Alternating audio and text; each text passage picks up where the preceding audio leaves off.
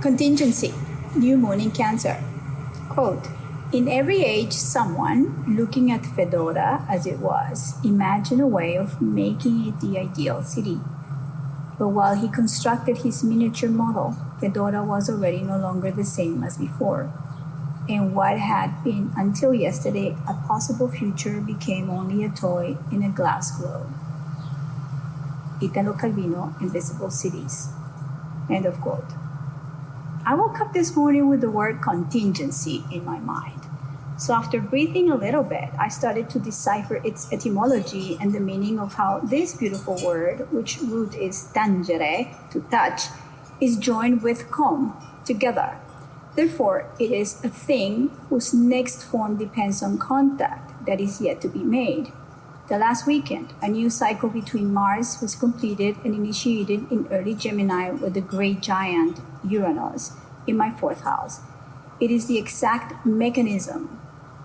The meeting is generating a feeling that I cannot know in advance. It is both curious and surprising. It is contingent on how I show up somewhere, on how I meet the other, the mirror, on how the reflective meeting touches me back. There is excitement here and there is dread also, both at once, because nothing is fixed yet, and everything depends on the next contact I make. The outcome lives in a curiosity I cannot determine ahead of time, and that same unknown carries its own safety because what wants to be fulfilled in these days is a slight movement of perspective. One I can already feel forming, one that is going to build an entirely new way of relating, and it is going to expand in the years to come. More on Jupiter in Leo opposed Pluto next week. There's a new moon in Cancer that is closing a cycle that started at the end of June last year, when the same new moon conjoined Jupiter as it had just entered the sign, and conjoined my North Node at 3 degrees in Cancer, giving me an expansion, a direction, an orientation of how to express creatively, where to bring forth the beautiful energy of safety and home in all my creative and solar endeavors. It is a very beautiful closing next week because I have really cared very much about my environment, to the small habits I used to overlook, how I slowly gave myself the space I never had. I'm grateful. Last year, the new moon was also in a quincunx with Pluto, 150 degrees, that allowed the transformation through slow calibration.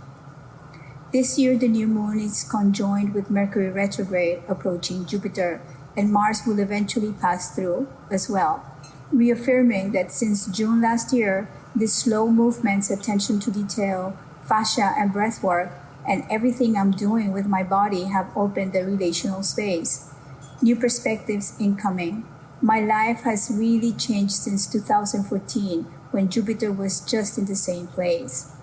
Within the last year, I have really been focused on every little habit, how I relate to it, how I metabolize my body, how the emotional body has stopped this constant wave of thought, meaning that my body was always wired to think too much, to synthesize, to explain, to share, to be reactive, as opposed to now that has all that space. I'm excited about it because I can see the change. These challenges are what move me to another level in this video game that is life.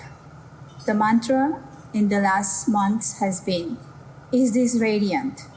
Is this solar, Monica? Is this coming from your heart?